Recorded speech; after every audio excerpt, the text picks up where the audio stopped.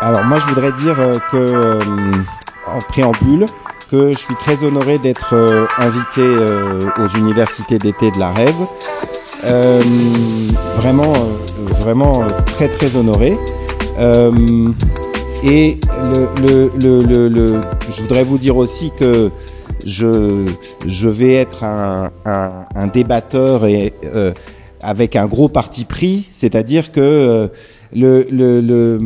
moi je suis d'origine paysanne et j'ai toujours vécu avec des animaux et donc c'est mes meilleurs amis. Et donc, évidemment, et bon, là, j'ai amené des chiens, mais je vis avec des équidés, je vis avec des vaches, je vis avec des daims, je vis avec des chats et avec des oiseaux. Et donc, je pense que, évidemment, on peut vivre avec eux en les respectant. Et donc je préfère le dire. J'ai un énorme parti pris. C'est un peu comme les partis pris de Mediapart. Voilà, voilà. Donc je vais pas être un débatteur objectif. Je vais forcément être plein de subjectivité. Voilà. Bah, la même chose chez moi. Je suis aussi très très contente d'être ici pour la deuxième année. Merci pour l'organisation et merci à vous d'être là en nombre si tôt le matin. Waouh, ça fait chaud au cœur. Et en effet, de mon point de vue, les animaux avec lesquels on cohabite, on peut créer des liens avec eux qui sont extrêmement forts, mais ça ne veut pas pour autant dire que quand on vit avec des vaches, des moutons, des chèvres, des vaches, des chiens, des chats, qu'on a la même relation avec chacun de ces individus. Ils ont leur individualité, leurs besoins, leurs envies, et quand on cohabite avec, on va essayer de s'adapter à ça. J'aime pas trop les étiquettes animaux dits de compagnie, dits de rente, dits de laboratoire, parce que justement, on les clive en fonction de l'utilisation qu'on en fait. Mais finalement, si on redonne aux animaux leur individualité, c'est presque eux qui vont décider dans quelle catégorie ils ont envie de se situer. Donc typiquement au sanctuaire Coexister que j'ai créé en 2019 en Suisse, eh bien il y a une quarantaine d'individus qui vivent sur place. Bah il y a ceux qui sont super proches dans le lien avec les humains et qui ont envie en fait d'être en lien et aussi de porter la voix finalement de leurs besoins pour toucher le plus grand nombre, ça j'en suis persuadée. Puis il y a aussi ceux qui sont là juste pour faire leur vie, qui mangent, qui boivent, qui dorment et qui ont des liens avec leurs congénères mais qui sont pas forcément proches des humains. Donc je pense que ces étiquettes, elles nous servent à nous pour mieux appréhender notre environnement, mais finalement quand on replace l'individualité au centre, elles ont plus tellement de sens de mon point de vue. Alors je suis complètement d'accord, complètement. Moi, j'ai toujours considéré que chaque animal est une personne à part entière. Donc, cette notion d'individualité, je la partage complètement. En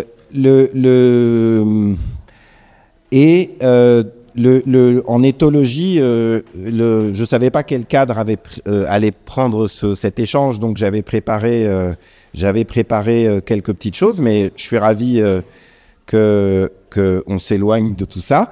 En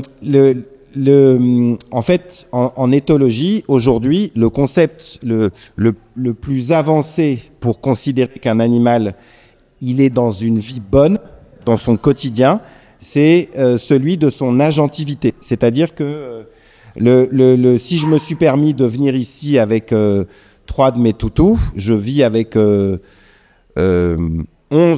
chiens au moment où je vous parle.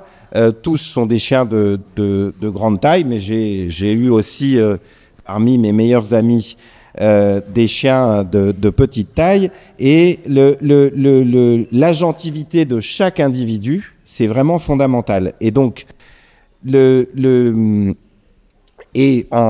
entre guillemets, dans l'approche de l'éthologie aujourd'hui, il faut que chaque animal soit, et donc c'est un peu comme nous en tant qu'humains, soit l'acteur de sa vie au quotidien. Et donc être l'acteur de sa vie au quotidien, évidemment, ça veut dire que il faut il faut, et c'est tout l'objet du débat. Moi, je suis un vieux protecteur des animaux, c'est-à-dire que je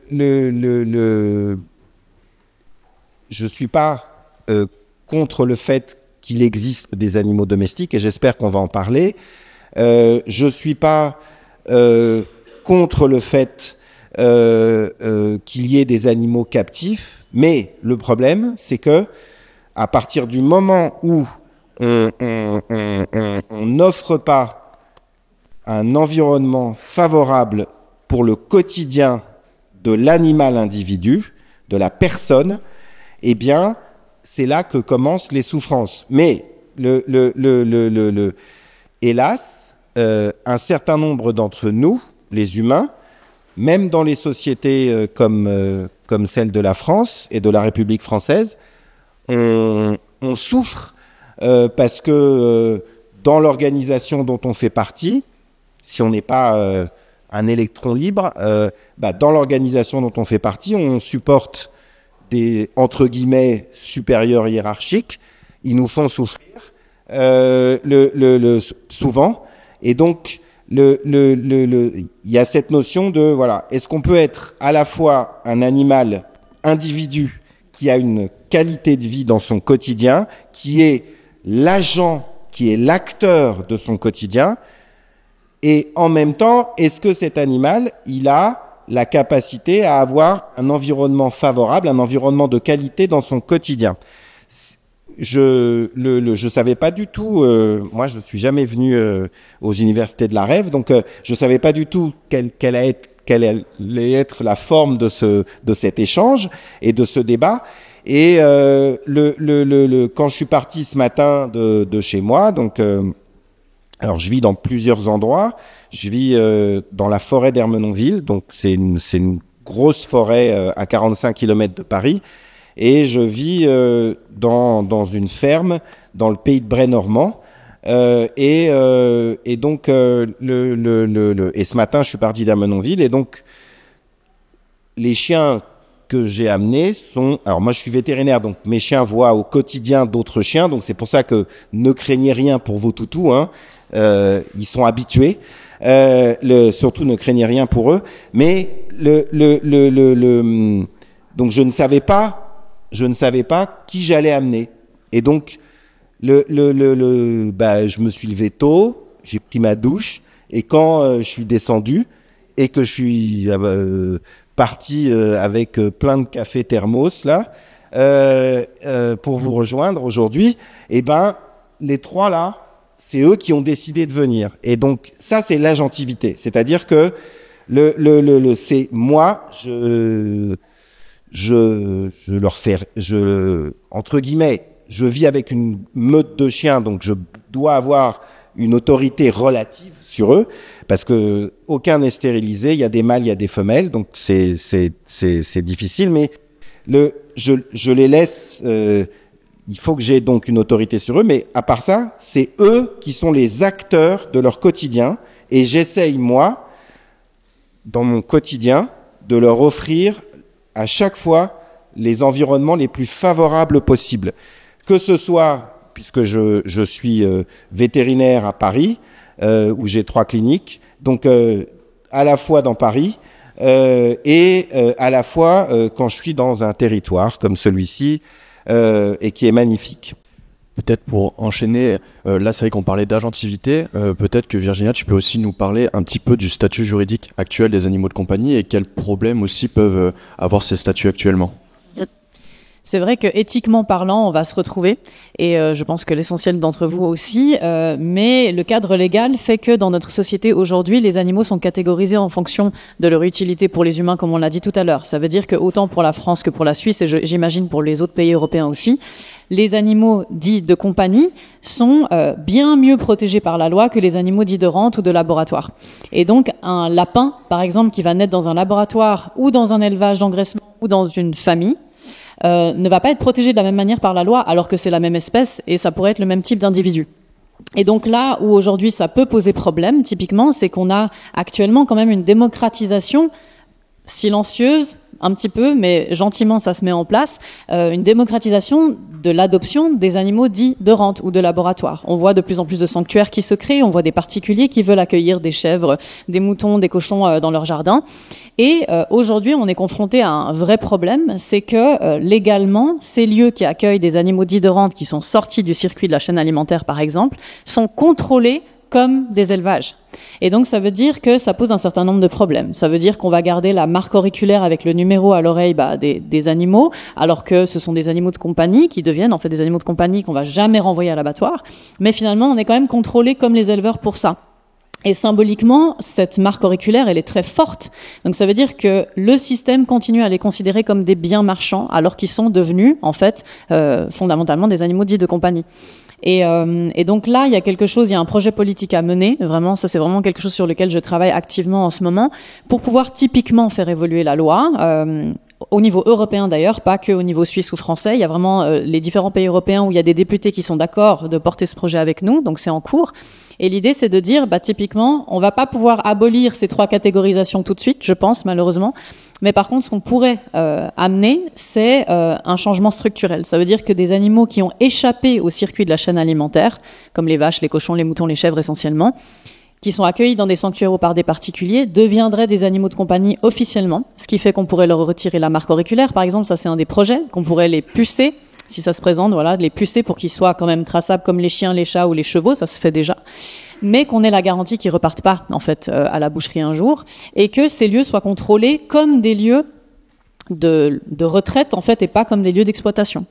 Parce que je ne sais pas si vous êtes au courant, mais typiquement les contrôles des services vétérinaires en France, en Suisse, en Belgique, qui contrôlent les sanctuaires, des fois même ils sont plus assidus pour contrôler les sanctuaires que pour les élevages.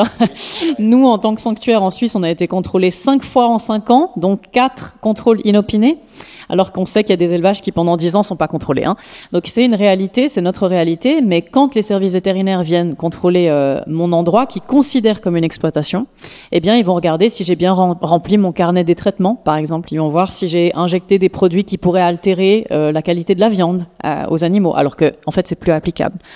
Et donc là, on est en train de travailler pour faire bouger ce statut-là, parce que finalement, quand on revient à l'individualité, que ce soit un lapin, une vache, un cochon, quand on le sort de son environnement où il a été exploité et contraint et restreint dans ses mouvements, sa personnalité change aussi. Et je suis sûre que Thierry a déjà vu ce genre d'exemple. On change l'environnement, on adapte l'environnement en fonction des besoins réels de l'animal, et l'animal va changer de personnalité. Donc c'est là qu'on voit à quel point sa sensibilité, son individualité sont en fait irréfutables. Et aujourd'hui, petit à petit, en tout cas en Suisse, les autorités vétérinaires commencent à comprendre en fait ce changement de paradigme, et donc sont d'accord aussi de potentiellement soutenir la démarche de dire ok, les sanctuaires, on va les contrôler différemment. Donc ça, par exemple, au niveau purement juridique, il y aura des changements, je le souhaite de tout cœur, ces prochaines années. Et donc là, on parlait des changements juridiques, on parlait aussi d'agentivité. Finalement, le dessin que vous projetez là, on est sur une possible collaboration avec de nombreux animaux, avec des relations interpersonnelles très fortes. Quel est votre avis sur la difficulté, en tout cas, qu'on peut avoir à s'assurer que c'est bien des relations qui sont à chaque fois consenties sur tout ce qui est demandé, et qu'en effet leur agentivité est bien respectée?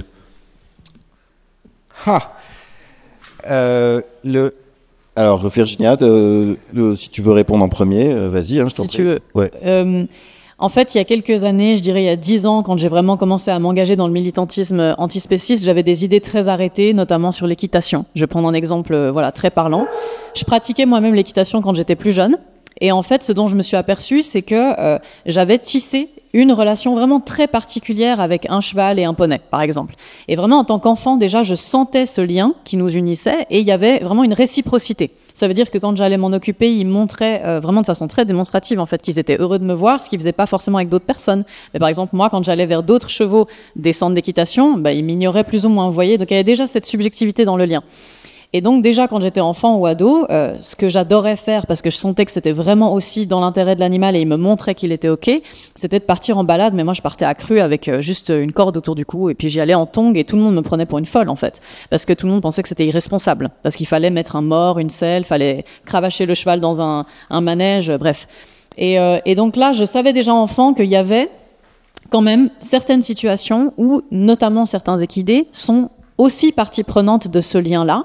Et pour vraiment parler de façon très concrète, quand j'ai commencé à m'engager dans le militantisme, je me suis dit « Ah non, plus jamais on monte sur le dos des chevaux, plus jamais on fait travailler les ânes, c'est hors de question. » Et en fait, quand j'ai créé ce sanctuaire, les animaux m'ont remise à ma place, littéralement à plein de sujets, sur plein de sujets, pas que par rapport à cette collaboration. Mais en fait, j'ai accueilli, je vais vous parler de manière très concrète, des ânes, notamment 2 ânes, qui, depuis tout petit, en fait, avant d'arriver au sanctuaire, était en collaboration avec des personnes dans un hôpital psychiatrique. Donc ça veut dire que depuis tout petit, ils étaient vraiment au contact de ces humains et ils appréciaient ça. Vraiment, ils allaient eux-mêmes chercher le contact et eux-mêmes accompagner ces personnes en, voilà, je sais pas exactement qu'est-ce qu'ils devaient faire. C'était pas des balades sur leur dos, mais en tout cas, il y avait une coopération.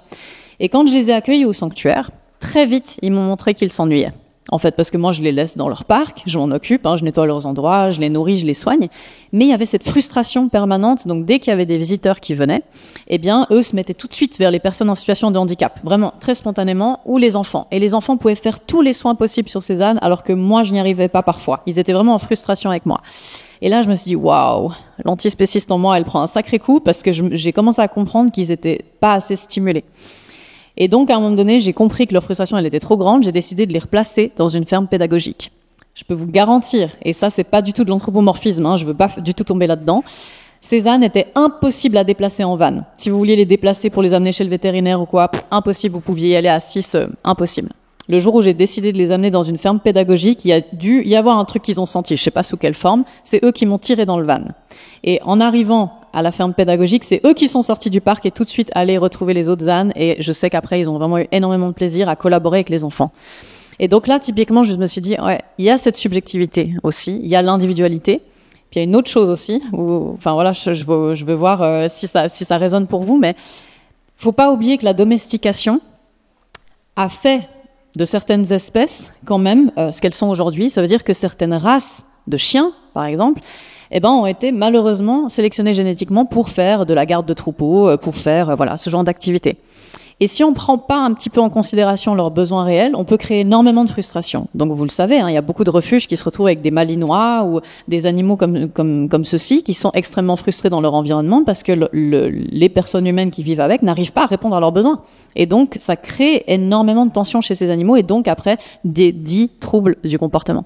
Et donc je pense que là, on peut pas revenir complètement en arrière avec la domestication. Donc de mon point de vue, ce serait ok peut-être arrêter de reproduire des races qui souffrent en fait aussi de leur situation. Mais par contre, les animaux qui sont là, qu'on accueille dans des refuges, des sanctuaires ou chez des particuliers, on doit quand même répondre à leurs besoins fondamentaux. Donc je pense que oui, il y a des équidés avec lesquels j'ai vécu qui avaient juste pas du tout envie qu'on soit en lien et puis qui voulaient faire leur vie. Puis d'autres qui étaient vraiment très demandeurs. Donc là, c'est pour ça que maintenant je mets un petit bémol et je me dis, ça dépend de l'individu en fait, un petit bout. Tant qu'on n'est pas dans un rapport d'exploitation, on est d'accord. Je suis pas du tout d'accord avec l'équitation de compétition, rien à voir. Mais je dis vraiment ce lien-là où on part faire une balade, où on s'en occupe, on les fait travailler en thérapie s'ils sont preneurs. Aujourd'hui, j'ai appris à voir la chose différemment, en tout cas. Alors moi, je suis complètement d'accord avec tout ce qu'a dit Virginia. Il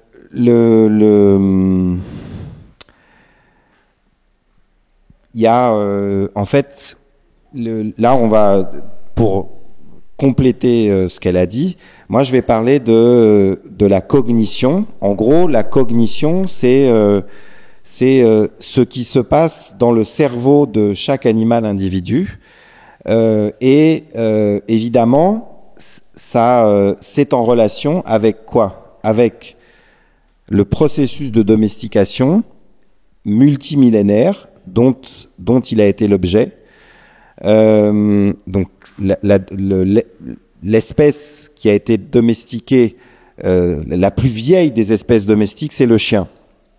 Donc, quand on croise les données de l'archéologie et de la génétique moléculaire, grosso modo, maintenant, on dit que la domestication du chien s'est opérée il y a entre 15 et 35 000 ans. Donc, il y a 15 à 35 000 ans, les chiens d'aujourd'hui et les loups d'aujourd'hui avaient le même ancêtre.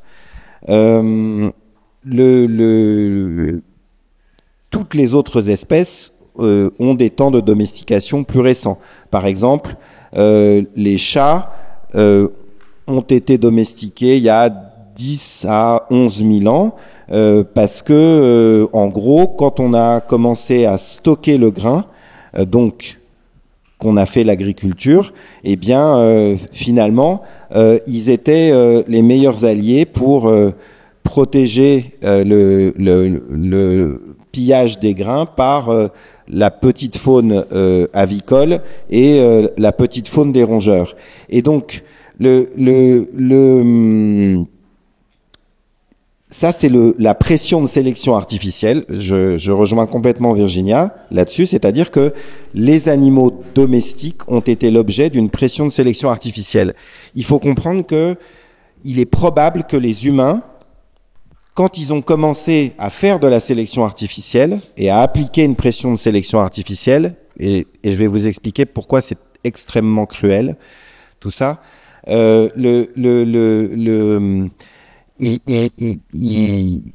c'était juste des individus de gros bon sens, donc ils se sont sans doute rendus compte que, en appariant ensemble des animaux d'une espèce donnée, au fil des générations, donc ça va très vite, la reproduction, c'est-à-dire que une chienne, à partir du moment où elle est pubère, elle peut se reproduire 2 fois par an. Je vous parlerai aussi, faites-m'y penser, des expériences de Belaïev pratiquées sur des renards. Mais en gros, si vous voulez, quand on fait de la pression de sélection artificielle, on très vite, parce que les humains d'il y a 10 000 ans, 15 000 ans, 20 000 ans, ils vivaient toujours au même endroit. Ou alors, s'ils se déplaçaient, avec les animaux dont ils étaient familiers. Alors ça, la familiarité d'un animal, c'est pas exactement la même chose que la domestication. Donc, s'il vous plaît, faites-m'y penser aussi que je vous explique le concept de familiarité. Et du coup, les animaux, ils se déplaçaient avec les humains, et puis les humains, on était probablement il y a 15 000 ans, 20 000 ans, on était peut-être que quelques dizaines de milliers, quelques centaines de milliers, quelques millions d'individus, mais on n'était pas plus nombreux que ça. Et donc, les humains qui vivaient avec les animaux, ils se rendaient bien compte que, en appariant ensemble des individus qui avaient des caractéristiques communes, des aptitudes communes, eh bien, la probabilité que dans leur descendance, il y ait des individus qui présentent les mêmes aptitudes était plus élevée. Et donc, c'est ça le processus de domestication, en fait. C'est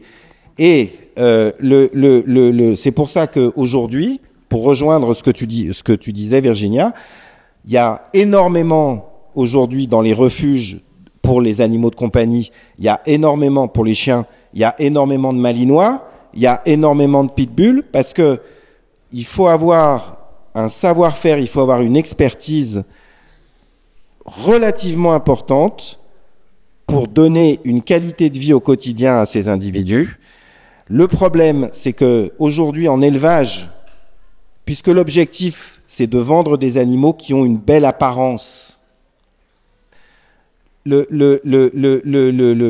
peut plus laisser. Moi, je laisse mes femelles choisir leur mâle, et elles choisissent systématiquement plusieurs mâles.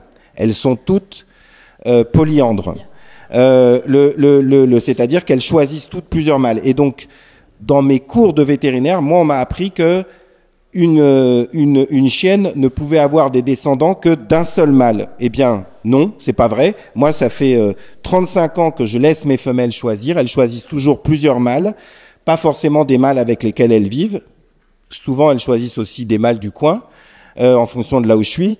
Et je vois bien qu'il y a une diversité énorme dans leur descendance. Et donc, mais dans l'objectif de l'éleveur, puisque son client, l'acquéreur du chien de race, et c'est la même chose avec les chats de race, il veut une apparence et il veut aussi des caractéristiques de personnalité, et forcément, tout se fait sans que l'animal il soit agent.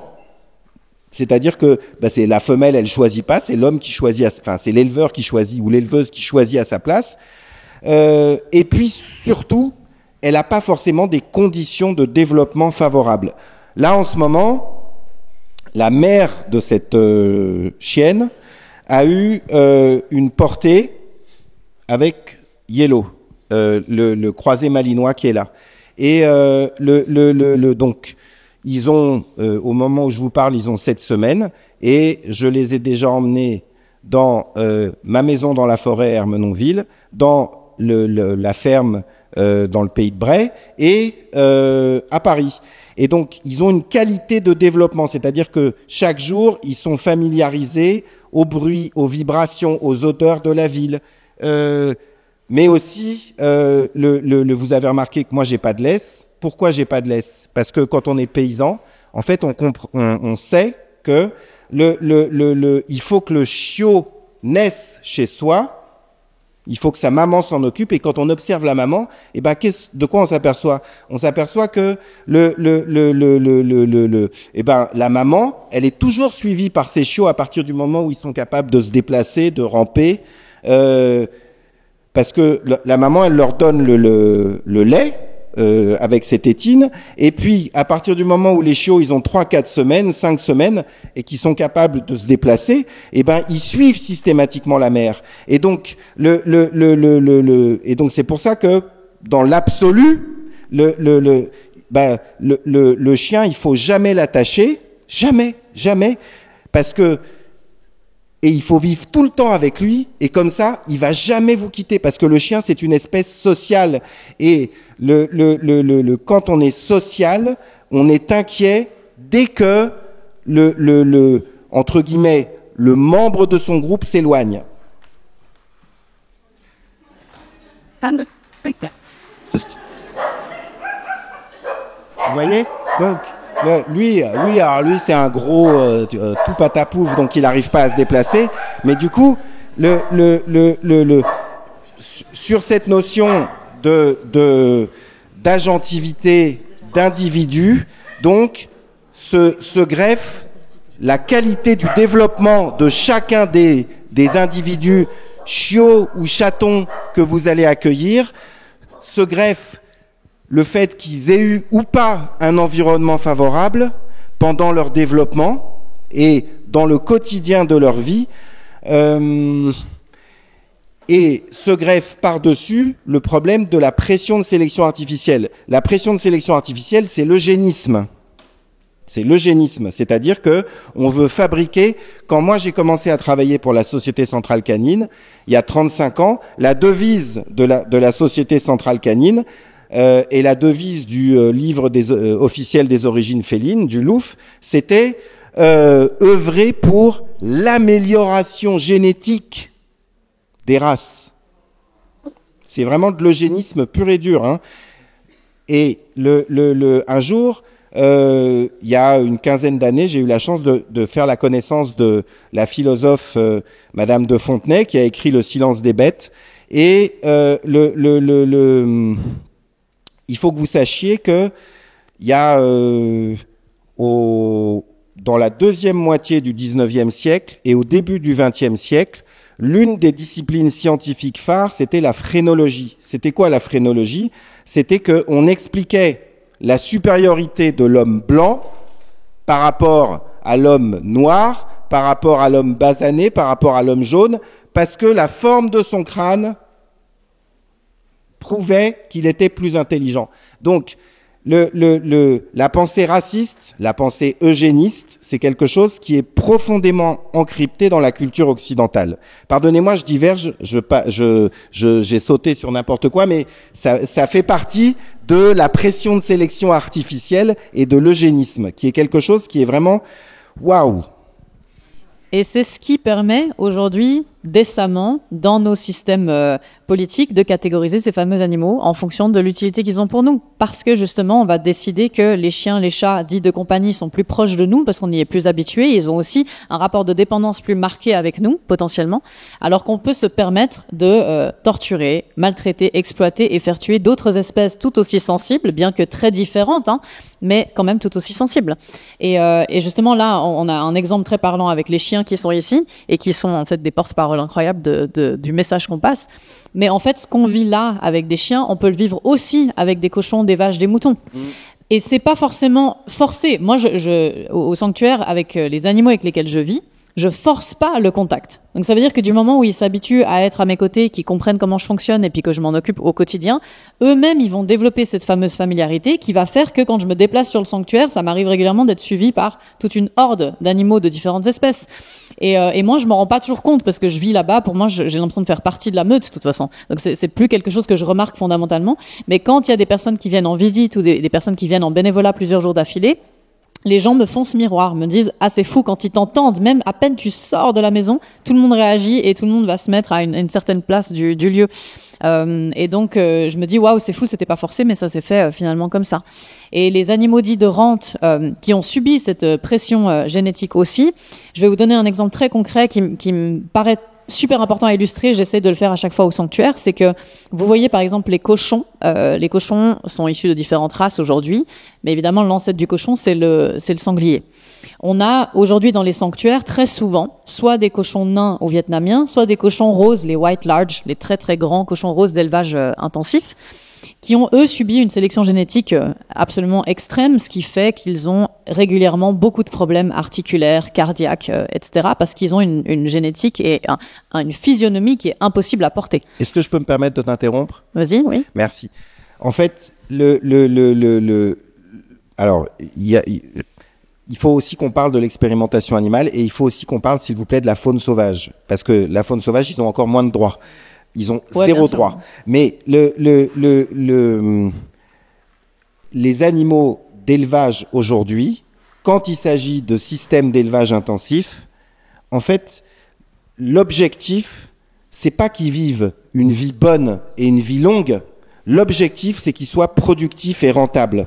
Et donc, la pression de sélection artificielle qui est appliquée sur eux depuis, grosso modo, environ un siècle, c'est juste pour qu'ils soient de plus en plus rentables. Mais l'objectif, c'est pas qu'ils aient une vie bonne au quotidien, et l'objectif, c'est pas qu'ils aient une vie longue, et qu'ils aient ce que les anglo-saxons ils appellent le health span, c'est-à-dire la vie longue en bonne santé, la vie la plus longue possible en bonne santé. Et donc, comme il y a les objectifs de l'élevage dans les systèmes intensifs, c'est la productivité, la rentabilité, c'est d'une extrême cruauté. C'est-à-dire que par exemple, quand moi j'étais étudiant vétérinaire, il y a 40 ans, les meilleures vaches laitières, elles produisaient 6-7 000 litres de lait par an. Aujourd'hui, les meilleures vaches laitières, les Holstein, elles produisent 13 à 15 000 litres de lait par an. Les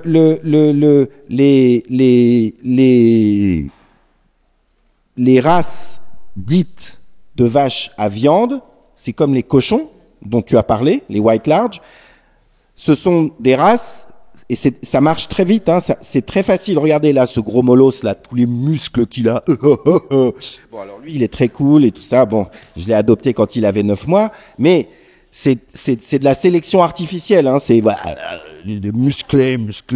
Bon. Et donc, c'est la même chose pour les races de vaches dites allaitantes. Donc, aujourd'hui, par exemple, là, je passais sur la route, j'ai vu plein de charolais, mais dans la réalité, les vaches charolaises, il y en a presque, les vaches blanc-bleu belges, c'est-à-dire les vaches super musclées, il y en a presque aucune qui est capable de mettre bas toute seule. Elles ont besoin d'une césarienne parce qu'elles sont tellement musclées, leur filière pelvienne est tellement étroite qu'elles peuvent pas toutes seules mettre bas leur veau. Quand moi j'étais étudiant vétérinaire, on me faisait découper à la scie fil des veaux dans le ventre de leur mère. Vous imaginez le niveau de cruauté ? Et ça existe toujours aujourd'hui. Alors que on pourrait très bien se dire, ok, arrêtons de les considérer comme des produits, c'est des êtres vivants, ils sont intelligents, ils sont très intelligents. Tout à l'heure, ce que tu as dit sur le fait que tous tes animaux te suivent avec des animaux d'espèces toutes différentes, à partir du moment où on permet à un animal d'avoir une qualité de vie au quotidien et d'avoir un environnement favorable dans son quotidien, et que on s'occupe de lui, on est près de lui, et que on le nourrit, on pourvoit à ses besoins élémentaires, mais pas seulement, tous ils nous aiment. Et je vais vous parler de mes expériences cet été avec la faune sauvage. Et en fait, donc si on fait tout ça, chaque animal est intelligent, chaque animal est sensible, et chaque animal, il a envie de vivre bien. Je vous assure que c'est comme nous, c'est exactement comme nous, il n'y a pas de différence. C'est pas vrai. Il n'y a pas de différence entre l'homme et les autres espèces. Sur ce plan-là, ils ont envie d'avoir une vie bonne. Et tout ce système de l'élevage intensif, tout ce système de la pression de sélection artificielle, c'est d'une cruauté infinie. Et c'est inacceptable. En tout cas, dans la société de 2024. Même si, il faut que vous le sachiez, on n'a jamais eu autant d'animaux d'élevage qu'aujourd'hui. Chaque année, on tue entre 70 et 80 milliards d'animaux d'élevage terrestres. 70 à 80 milliards. Nous sommes 8 milliards d'humains. Chaque année, on tue et on fait vivre une vie de basse qualité 180 millions de tonnes d'animaux aquatiques. 180 millions de tonnes d'animaux aquatiques. Le niveau de cruauté qui est atteint aujourd'hui face à des êtres sensibles et intelligents qui sont des individus est inacceptable. Pardon, j'ai divergé. C'était une longue divergence, mais très intéressante comme c'est ça. Ce que je voulais dire par rapport aux cochons, justement, c'est précisément ça. Non seulement ça développe des problèmes de santé, ça, voilà, on les a énumérés, mais il y a aussi quelque chose qui s'est joué dans leurs instincts. Un cochon nain qui est beaucoup moins manipulé génétiquement et qui est plus proche d'un sanglier, par exemple, vraiment d'un point de vue purement génétique, n'a pas les mêmes instincts qu'un cochon rose. Un cochon rose, en principe, vous allez dans les sanctuaires, vous allez voir que c'est des animaux ultra sociables, très affectueux, même s'ils ne vous connaissent pas. Parce qu'ils ont été domestiqués, enfermés, exploités depuis tellement de générations que la passation se fait au niveau instinctif aussi. Et ça, je le vois vraiment de manière très prégnante. On a les cochons nains, même des bénévoles qui viennent depuis 2 ans au sanctuaire ne peuvent pas les caresser parce qu'ils n'ont pas cette régularité quotidienne dans le soin qu'ils leur apportent. Alors que les cochons roses, vous allez voir sur les réseaux sociaux, quand on fait des visites au sanctuaire, on peut se coucher avec les cochons roses, ils se mettent exactement comme ça pour qu'on leur gratouille le ventre, etc. Donc ça veut dire que c'est super dans un sanctuaire parce qu'on peut offrir à ces animaux un environnement le plus idéal possible, mais ça veut quand même dire la lourdeur et la gravité de cette pression génétique qui les a aussi transformés vraiment dans leur gène de toute évidence. Et ça pose quand même un certain nombre de questions. Bien sûr, ces races-là, on le sait, les races dites des white large, par exemple, ça pourrait être aussi les poulets d'engraissement. C'est des races qu'on devrait arrêter de reproduire. C'est des animaux qui souffrent dans leur corps quand même la plupart du temps. Même si le lien qu'on a avec eux est magnifique, on a envie de l'entretenir, c'est très attachant, un cochon rose, par exemple. Eh bien, je pense que pour la pérennité de l'espèce, il faudrait quand même se poser des questions. Alors, est-ce que je peux rebondir là-dessus, Virginia ? Mais bien sûr, vas-y. Moi, je passe beaucoup de temps en Corse. En tout cas, j'ai passé beaucoup de temps en Corse. Et là-bas, il y a énormément d'animaux libres. En Corse, il y a 15 000 vaches en liberté. Il y a plein d'équidés en liberté. Et il y a plein d'hybridations entre les cochons et les sangliers. Et en fait,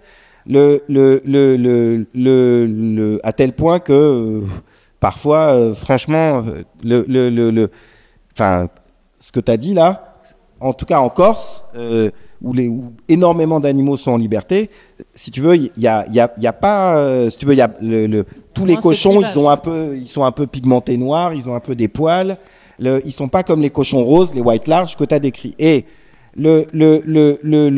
plus l'animal, il est encore une fois agent de son quotidien,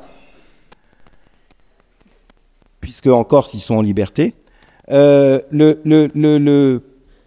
plus il va être capable de, si par exemple, vous savez, la chasse en Corse, ça ouvre au 15 août. Donc, et les Corses, il y en a plein, ils adorent chasser. Et du coup, moi, j'ai déjà vu des cochons qui sont pas roses, mais qui sont vraiment pas loin, de ça, avec quelques poils, comprendre que à l'ouverture de la chasse, il faut se méfier et il faut plus rester dans les coins où les chasseurs, ils ont le goût du sang et ils ont envie d'en tuer un maximum. Et du coup, en fait, plus l'animal, il va comprendre que l'humain est agressif et hostile, plus il va être capable de s'adapter et de se protéger. Et je veux pas te couper la parole trop longtemps, mais cet été, quand je suis allé dans des endroits où j'ai eu la chance de nager avec des mammifères marins en milieu sauvage. Et et donc, vous savez qu'en ce moment, il y a toute une histoire avec la capture de Paul Watson. Cet homme, il a contribué à sauver la vie de plusieurs milliers de baleines. J'espère qu'il va pas être extradé au Japon. Mais les baleines, on les a énormément chassées. On les chasse moins aujourd'hui, mais il y a encore la Norvège, l'Islande et le Japon qui, pour des raisons avant tout culturelles, continuent à les chasser. Mais quand on se retrouve à proximité de baleines, eh ben, elles comprennent nos intentionnalités. En fonction de l'environnement dans lequel elles se trouvent, elles savent parfaitement faire la différence entre l'humain hostile et agressif et l'humain non hostile et non agressif. Encore une fois, c'est la preuve de cette intelligence si importante qui n'est pas seulement l'apanage de notre espèce. Il nous reste quelques minutes avant la fin de cette conférence et les questions que vous allez pouvoir poser. Est-ce que sur le sujet, il y a encore quelque chose que vous vouliez dire ou alors simplement conclure sur la question de départ? Virginia, peut-être. Une chose qui me paraissait importante à amener en fait aujourd'hui, c'est que quand on démocratise l'adoption des animaux dits de rente et qu'on est conscient de tous les enjeux qu'on a discutés aujourd'hui, il y a une réalité qui est celle de tous les sanctuaires et les particuliers qui ont accueilli ce type d'animaux aujourd'hui, c'est que très très peu de vétérinaires sont formés pour soigner correctement les animaux dits de rente et diagnostiquer leurs maladies de façon individuelle. Et dans ce projet de changement législatif qu'on a envie de mener à bien, qu'on va mener à bien, l'idée est aussi d'encourager en fait la formation des vétérinaires pour qu'ils puissent décemment soigner ces individus-là. Je vais vous donner deux exemples très très parlants. Je suis totalement d'accord. Attends, là je vais finir par contre. C'était juste pour te dire, je suis totalement d'accord. Et donc, un exemple très parlant qu'on a eu malheureusement au sanctuaire à affronter il y a quelques mois, c'était sur une vache laitière, une brune des Alpes en Suisse. Donc c'est l'histoire de Fortuna. Les personnes qui suivent sur les réseaux sociaux notre association ont forcément entendu parler de Fortuna. Fortuna, c'est une vache qui a été détenue dans des conditions absolument déplorables dans un petit élevage de village, et elle a été largement négligée de façon extrêmement grave. Elle a développé des ulcères sous les pieds arrière à tel point qu'elle pouvait plus se lever. Et autour de ces ulcères, puisque les soins n'étaient pas adaptés, elle a fait une réaction osseuse. Donc elle a développé de l'arthrose autour de ses ulcères pour essayer de composer au mieux avec la douleur. Il se trouve que j'ai pu récupérer cette vache en décembre l'année passée. J'étais pas du tout sûre de pouvoir la soigner parce qu'au vu de son état, il y avait quand même un gros challenge.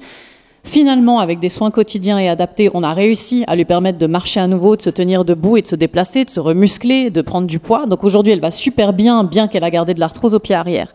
Mais ce qui s'est passé avec cette vache et qui est extrêmement révélateur, c'est que au moment où j'ai voulu l'amener dans un hôpital universitaire pour la faire soigner, pour autre chose d'ailleurs à la base, les vétérinaires ont estimé, après avoir fait des radios de ses pieds, que la souffrance était telle qu'il fallait l'euthanasier parce qu'il n'y avait aucune perspective de soins. Alors que cette vache, on l'avait vraiment vue revivre en fait en quelques mois. Bien sûr qu'elle a une démarche un peu particulière et puis des pieds un peu déformés, mais dans le fond, elle arrive très bien à avoir une autonomie de vie incroyable. Il n'y a plus de batterie, ça va. Et les personnes qui l'ont côtoyée au sanctuaire ont vraiment vu sa résilience et sa métamorphose. Et en fait, ce qui s'est passé, c'est que ces vétérinaires spécialisés pour les animaux dits de rente n'ont pas, en fait, le bagage qui permet décemment de soigner ces animaux. Donc, ils ont posé un diagnostic et une décision extrêmement disproportionnée, et ils m'ont forcé à l'euthanasier. Ils ont essayé de me forcer à l'euthanasier. Ce serait plus juste de dire ça comme ça. Évidemment, je m'y suis opposée. J'ai réussi à faire revenir cette vache au sanctuaire vraiment in extremis, en mentant d'ailleurs, en disant d'accord, j'ai compris, je vais l'euthanasier au parc parce que c'est comme ça que ce sera le mieux pour elle. J'avais pas du tout prévu de le faire, mais en fait en Suisse, c'est différent en France. En Suisse, les hôpitaux universitaires ont un droit de vie et de mort sur les animaux dits de rente parce qu'ils sont considérés comme des animaux de consommation. Donc c'est arrivé à plein de sanctuaires d'avoir des animaux euthanasiés dans leur dos parce que les vétérinaires simplement ont estimé qu'il n'y avait pas de perspective de soins. Vous imaginez la gravité des faits. Aucun vétérinaire ne prononcera un tel diagnostic pour un chien qui a de l'arthrose aux pattes arrière. Vous voyez ce que je veux dire?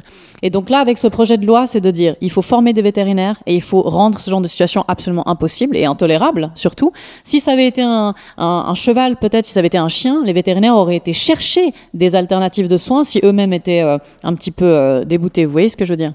Donc là, il y a vraiment un enjeu crucial par rapport au statut des animaux. Je voulais parler encore d'autres exemples, mais on n'aura pas forcément le temps. Je voudrais embrayer. En fait, nous, les vétérinaires, nous sommes au service des intérêts du marché. Il faut bien le comprendre.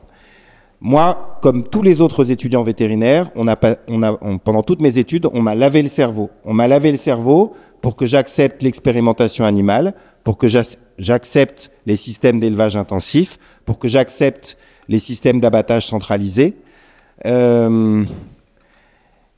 Et on est au service des intérêts du marché. C'est tout. On nous lave le cerveau. Ce qui changerait tout, c'est que dans toutes les écoles vétérinaires, les universités vétérinaires, on enseigne l'éthique animale. Mais que cette éthique animale soit et que les critical animal studies, les études animales critiques, soient enseignées non pas par des vétérinaires complaisants, mais soient enseignées par des philosophes, par des gens engagés, par justement des membres d'associations, des militants, des activistes qui éveilleraient les vétérinaires au fait que chaque animal est un individu, chaque animal est une personne. Et à ce jour, c'est terrible, mais tout ça, c'est presque pas fait. Mais ça va changer.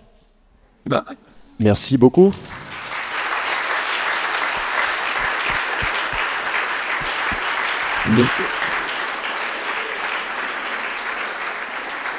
On va pouvoir passer aux questions. Donc je vous prie de lever la main si vous en avez et je vais vous donner le micro.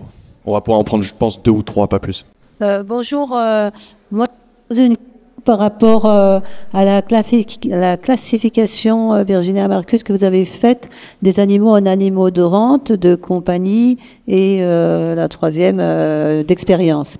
Où est-ce que vous placez les chiens qui sont actuellement les Golden Retriever et les Beagle dans 2 élevages géants en France, à Ghana et à Mézille, qui sont donc des chiens totalement familiers, sympathiques et qui sont destinés aux expériences en laboratoire et en général à l'euthanasie après expérience. Alors ils sont dans les 2 domaines à la fois. Et qu'est-ce qu'on peut faire pour ça, quoi?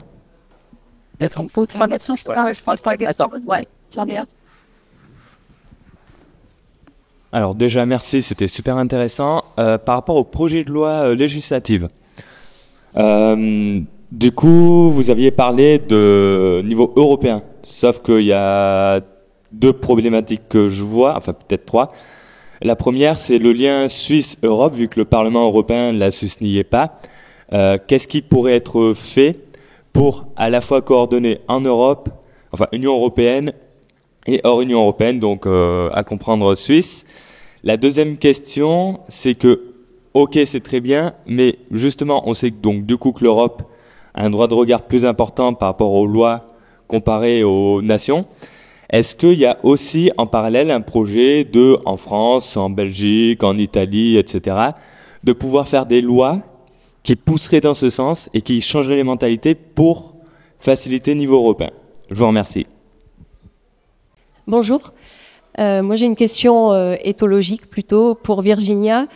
Tu disais au début que les ânes que tu accueilles au sanctuaire vont vers les personnes handicapées.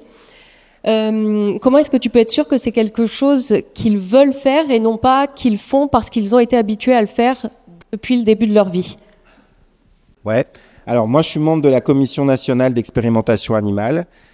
Je suis membre qui a été nommé en tant que représentant d'une association et Donc, les militants de la protection animale n'ont aucun pouvoir au sein de la CNEA. Zéro. Aucune de leurs demandes ne sont considérées. Aucune. Le chien, donc les deux élevages dont vous avez fait mention, madame, les chiens d'expérimentation animale sont des beagles. Pour leur malheur, les Golden Retrievers sont aussi des chiens d'expérimentation, mais parce que ils sont porteurs d'une maladie des muscles et d'une maladie neurologique des humains, la myasthénie, enfin de plusieurs différentes maladies neurologiques et de maladies des muscles. Et c'est pour ça que les pauvres, hélas, ils sont aussi objets d'expérimentation. Dans l'école vétérinaire dont je suis originaire, l'école vétérinaire d'Alfort, depuis plus de 40 ans, il y a des chiens Golden Retriever qui sont élevés chaque année et qui ont une vie de souffrance terrible depuis le moment où ils naissent, et ils meurent en général de pneumonie avant l'âge de 6 mois. Et donc, il faut bien comprendre que l'expérimentation animale, c'est extrêmement cruel. Aujourd'hui, il y a plein de méthodes alternatives qui permettraient de ne plus avoir recours à l'expérimentation sur quelque espèce que ce soit. Il y a chaque année en France 4 millions d'animaux d'expérimentation animale qui sont utilisés. Ce sont principalement des rongeurs, mais pas que. Il y a aussi des poissons, des chiens, des chats, des cochons. Et 2 millions de ces animaux sont des espèces génétiquement modifiées. Donc ceux-là, ils n'ont pas le droit d'être libérés.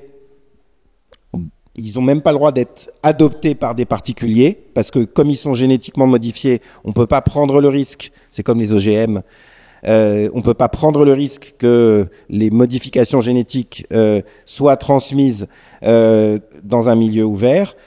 En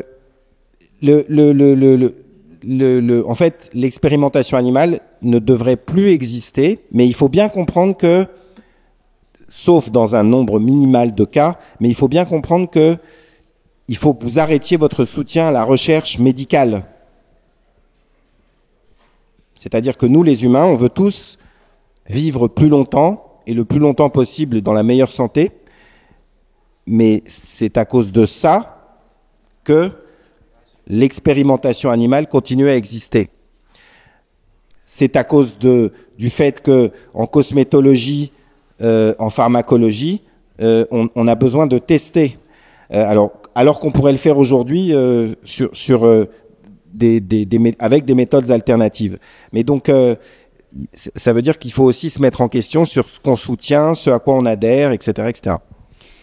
Et pour revenir sur l'exemple des Golden Retrievers, je pense que légalement parlant, du moment où la puce électronique d'un animal est inscrite dans un laboratoire, c'est un animal de laboratoire, même s'il pourrait être un animal de compagnie.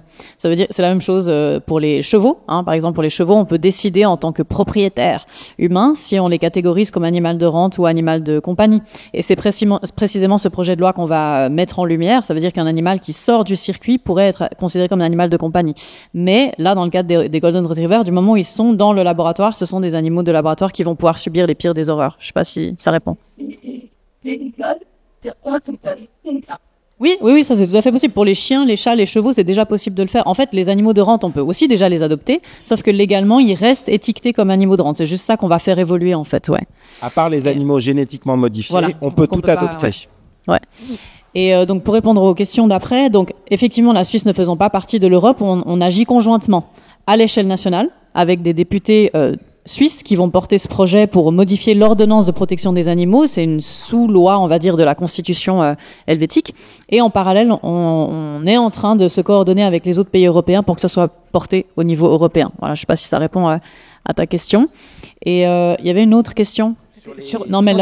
Toi, tu disais, il n'y avait pas autre chose avec ça? C'était sur les ânes.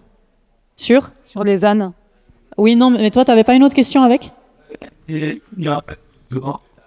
Ok. Faire pousser des mentalités pour taille. Oui, oui. Alors, ça, c'est un projet de longue haleine et qui est systémique. Ça veut dire qu'on va pas, avec ce changement de loi qu'on va mettre en place, tout chambouler d'un coup. Par contre, ça va contribuer à changer la perception de ces animaux, en fait, dans la société. Du moment où un animal de rente devient un animal de compagnie, dans l'inconscient collectif, il y a quelque chose potentiellement qui va changer. Mais c'est quelque chose c'est des bénéfices qu'on va peut-être voir dans 10, 15, 20 ans, hein, voilà. Et en tout cas, ça pourrait être un des effets positifs. Mais après, il faut que toutes les associations qui œuvrent continuent à le faire sur différents angles. Ça, c'en est juste un. Et par rapport aux ânes, c'est hyper intéressant. C'est clair que de définir le consentement d'un animal, mais d'un humain aussi, c'est aussi prendre en considération son expérience de vie, ses traumas, ses conditionnements.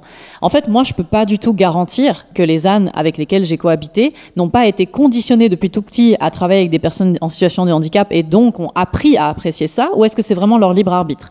Par contre, ce que j'ai vu de manière très nette, c'est que moi qui étais dans un rapport où je les laissais vivre leur vie, ils me calculaient pas. Tu vois. Par contre, les personnes en situation de handicap, ils avaient un réel intérêt. Ils venaient leur faire des câlins, vous voyez. Et donc, là, je pense qu'il y a une part qui est conditionnée, vu qu'ils ont été aussi formatés pour ça, mais il y a une part où ils ont aussi cultivé du plaisir avec ça, en fait. Et ça, on le voit avec tous les animaux du sanctuaire pour d'autres raisons. Il y a des animaux qui naissent au même endroit, même élevage, de la même mère, et n'ont pas la même personnalité. Et donc, ils vont avoir des liens différents avec les humains qu'ils côtoient. Donc, et pour nous, en fait, c'est la même chose. Il y a toujours une part qui est conditionnée, une part qui est innée. Au final, si l'animal n'en souffre pas dans le contexte dans lequel il est, bah c'est bien, quoi. On peut jamais se mettre à la place, pour prolonger la réponse de Virginia, on peut jamais se mettre à la place de la pensée d'un animal. Peut-être qu'un jour on le pourra, mais en tout cas, c'est sûr, on peut pas le faire pour le moment. Mais en éthologie, on utilise justement des marqueurs comportementaux. Et donc, en fait, n'importe quelle personne qui a une expertise forte en éthologie peut simplement, si on lui envoie une vidéo via un smartphone, peut dire si si l'animal il est agent et s'il consent ou si même il est ultra motivé et il a l'intentionnalité d'interagir avec, par exemple, la personne en situation de vulnérabilité. Et en ce moment, j'interviens à l'Institut Notre-Dame qui est de Neuilly, qui est une association, enfin une organisation qui accueille 150 personnes en situation de handicap cognitif, neurologique et moteur très important. Il y a 120 enfants et 30 adultes. Et je fais ça depuis cette année seulement. Et donc, j'emmène mes chiens. Je fais ça depuis 25 ans. Et lui, Pax, donc lui, il a jamais été formé à la médiation animale. Et ben lui, c'est un merveilleux agent de médiation animale. Il adore que tous les handicapés le caressent. Il adore ça. Il adore. Il se couche tout le temps comme ça. Il se met comme là il le fait sur les pieds de Virginia. Il arrête pas de favoriser et d'aimer le contact. J'ai testé Yellow, il était super stress. Je sais pas si certains d'entre vous ont remarqué qu'il n'avait pas du tout la même personnalité que ces deux-là. Hein, il est anxieux. Après, il est victime de la pression de sélection génétique qui a été appliquée sur les Malinois, qui ont besoin d'être ultra vigilants, ultra réactifs. Mais lui, Yellow, quand je l'ai emmené dans ce même lieu, il était super anxieux et très vite, j'ai compris que non, lui, il fallait plus jamais que je le ramène. Donc, il suffit que n'importe qui avec une expertise en éthologie puisse visualiser pour se prononcer. Et un jour, il y a même Sébastien Arsac, l'un des cofondateurs de L214, qui m'a proposé quand ils ont des soucis avec des choses dans les abattoirs ou dans les élevages, de me faire visualiser des vidéos c'est très dangereux pour eux parce qu'ils prennent des risques, hein. Mais n'importe qui avec une expertise en éthologie peut tout de suite se prononcer parce que c'est ce qu'on appelle les marqueurs comportementaux. Et une précision par rapport à ça aussi, c'est très important de ne pas confondre dressage, souvent avec une récompense alimentaire qui va stimuler un comportement, favoriser un comportement chez un animal parce qu'il va chercher la nourriture, la récompense pour pouvoir, en se comportant de telle ou telle manière, et le lien de confiance. Tu vois, par exemple, au sanctuaire, vraiment, et je pense que tout le monde a déjà fait ce genre d'expérience, on a un lien tout d'un coup privilégié avec un individu, et il y a une relation qui se crée de par les deux individus concernés par la relation. Et pour moi, il est là le lien de confiance qui fait qu'ils ont toujours leur libre arbitre, en fait, dans cette relation-là, alors que le dressage, c'est très différent. Et c'est pour ça que, typiquement, au sanctuaire, c'est très rare que j'utilise la nourriture comme manière d'entrer en lien. Et ça, je le vois avec les éleveurs, les anciens éleveurs qui ont arrêté d'élever, mais qui reviennent au sanctuaire voir les vaches, par exemple, qu'ils m'ont confiées. Bah, des fois, ils viennent, c'est systématique, même au début, ils viennent avec un bout de pain. Parce que eux, dans leur esprit, c'est « Ah, si je veux attirer la vache vers moi, je dois lui donner un bout de pain, sinon elle n'est pas intéressée. » Et aujourd'hui, ça les fait réagir très fort, les vaches en général. Parce qu'elles vont se ruer sur le pain, mais elles s'en fichent complètement de qui donne le pain. Alors que moi, quand j'entre sur place, je vois le lien dans leur regard, elles viennent chercher le contact, ça n'a rien à voir. Donc je pense que là aussi, on peut vraiment déterminer le libre arbitre ou pas. Ouais. On a le temps pour 2 questions supplémentaires. Wow.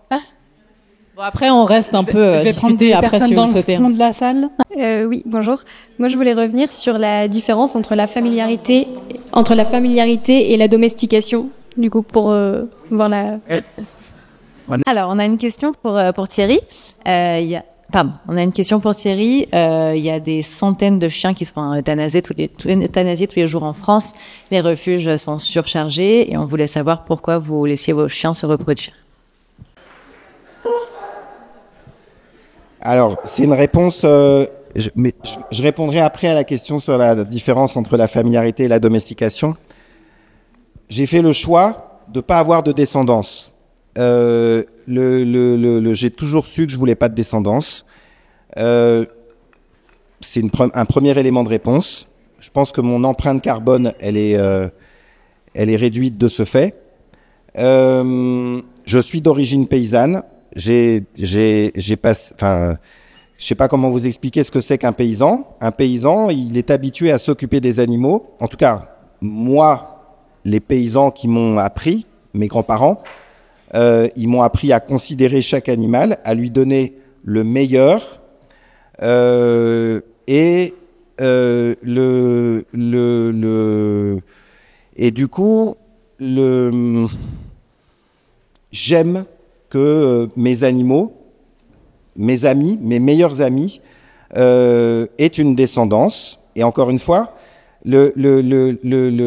moi je pense que la planète se porterait mieux si on arrêtait tous d'avoir une descendance. En premier lieu, nous les humains.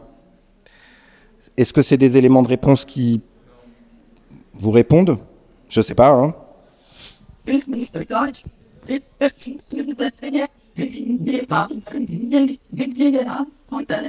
Je suis bien d'accord, mais un vétérinaire, il a le droit de refuser l'euthanasie. En fait, moi, j'ai toujours refusé d'euthanasier des animaux qui avaient une vie bonne. Donc, après, encore une fois, je remonte à la nécessaire formation des étudiants vétérinaires à l'éthique animale. Je vous écoute. Oui.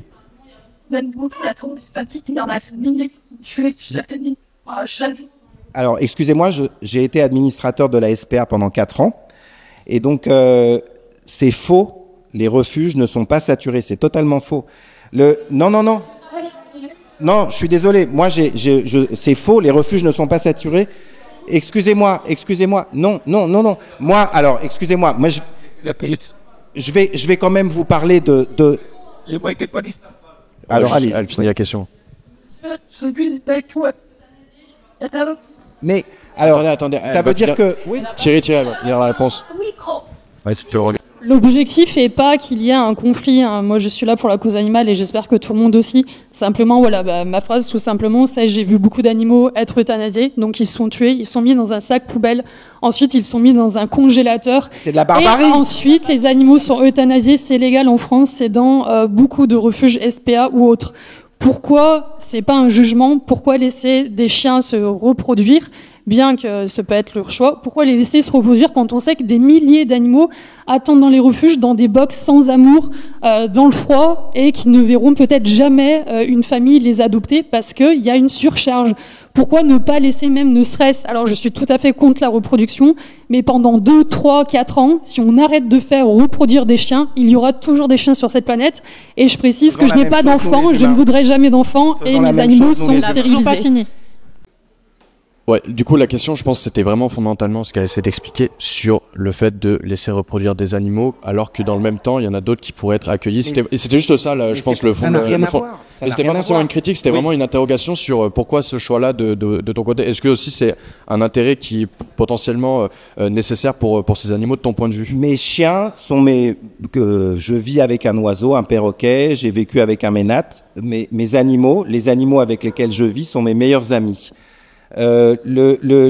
J'ai envie qu'ils aient une vie complète, et donc dans cette vie complète, il y a par exemple toutes les chiennes que j'ai laissé avoir des chiots, toutes les chattes que j'ai laissé avoir des chatons, elles adorent leur maternage. Je leur donne une qualité d'environnement. Elles adorent leur maternage. Ça leur donne un niveau de plaisir infini. C'est à ces moments-là que je les entends ronronner sans que je sois en train de leur faire un câlin, les chattes. Elles ronronnent simplement parce qu'elles ont le plaisir de materner leur chaton. Après, si... Ouais, vas-y, fort. Non, tu voulais réagir?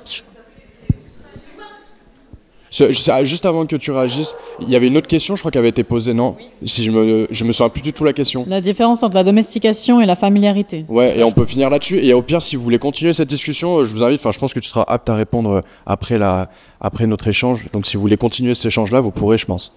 Et du coup, ouais, la familiarité et la... Oui, alors en fait, le processus de domestication, c'est un processus qui est multimillénaire sur toutes les espèces domestiques.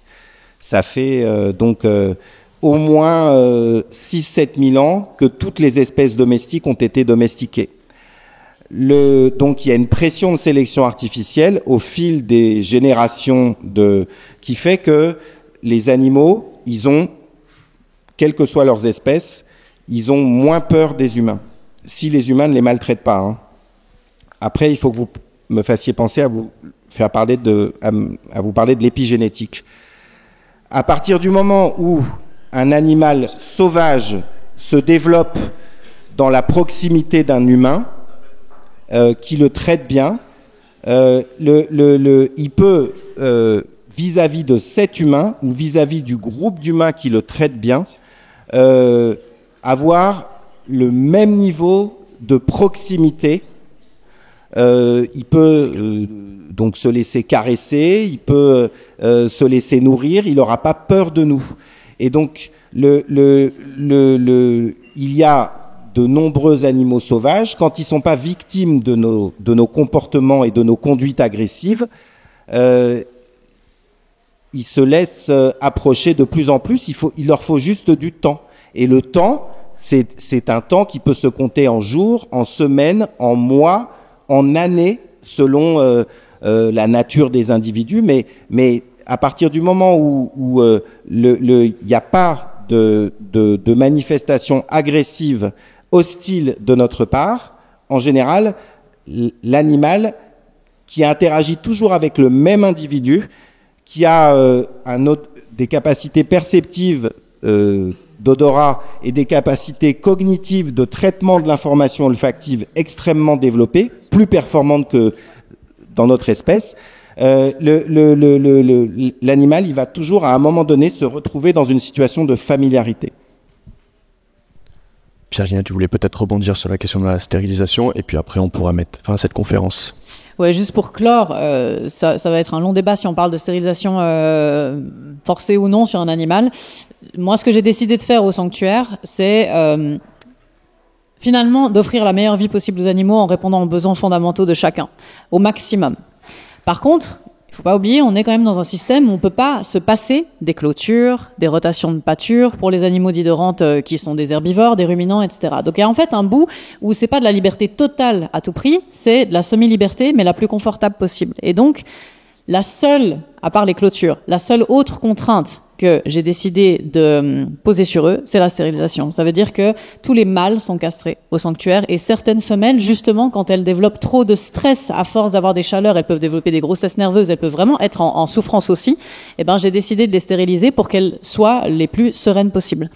Et en fait, ça a été un choix. Bien sûr, moi, dans mon idéal, j'aimerais que chacun puisse avoir son libre arbitre à tous les niveaux jusqu'au niveau hormonal aussi. Mais vu qu'on est dans un système où, en effet, les refuges sont saturés, les sanctuaires pour les animaux dits, les sanctuaires pour les animaux de rente sont ultra saturés aussi, eh bien, je me dis, je préfère garder la place pour des animaux qui doivent échapper à l'abattoir en priorité plutôt que de laisser les femelles se reproduire simplement parce qu'elles en ont envie. Et donc là, maintenant, l'équilibre qu'on a trouvé, il est, je pense, assez bon. Merci beaucoup, Virginia.